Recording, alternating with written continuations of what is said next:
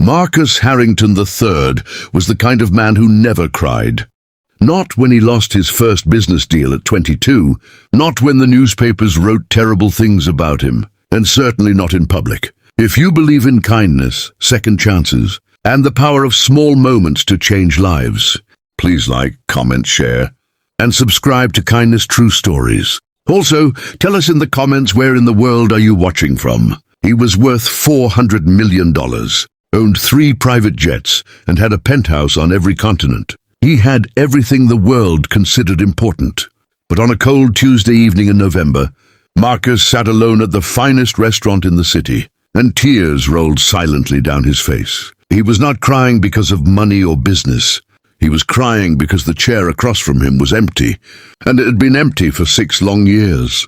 That chair belonged to his son, Daniel, who was 12 years old and had not spoken a single word to his father in all that time. Daniel had been diagnosed with severe social anxiety and selective mutism after his mother passed away. He had withdrawn so deeply into himself that even the best therapist in the world had been unable to reach him.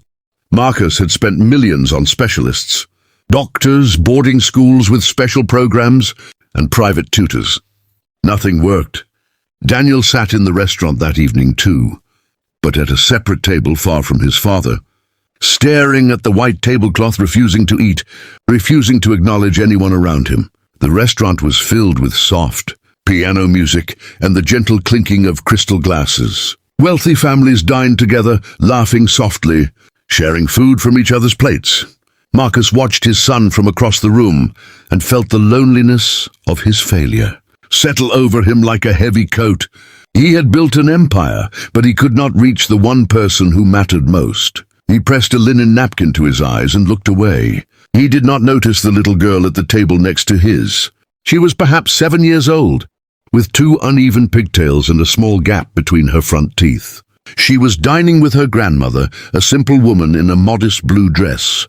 The little girl had been watching Marcus for several minutes, with the kind of open, unashamed curiosity that only small children possess. She slipped off her chair without a word to her grandmother and walked directly to Marcus. She stood beside him and waited until he looked down at her. He was startled. "Why are you crying?" she asked, completely without fear. Marcus almost smiled at her directness. "I miss my son," he said honestly, because there was something about her innocent face that made lying feel impossible. She turned and looked at Daniel across the room.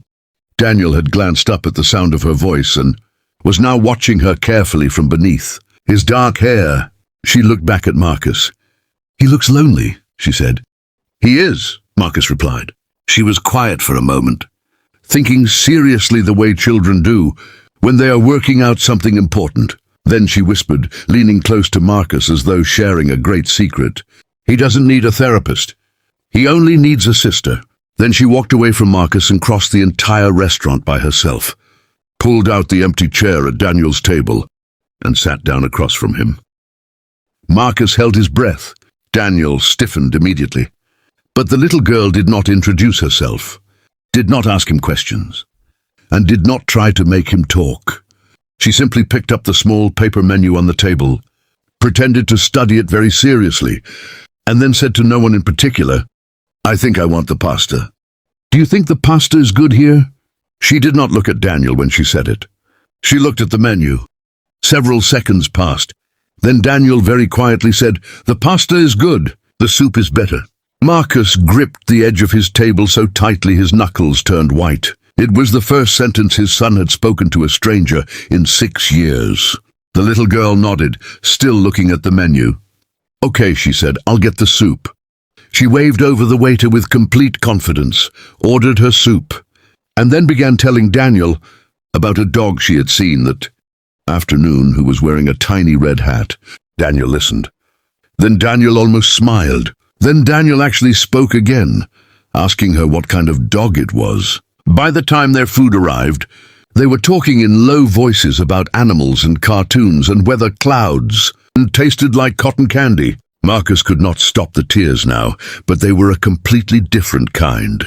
He called his assistant and said very quietly, "Find out who that little girl's family is. I want to thank them."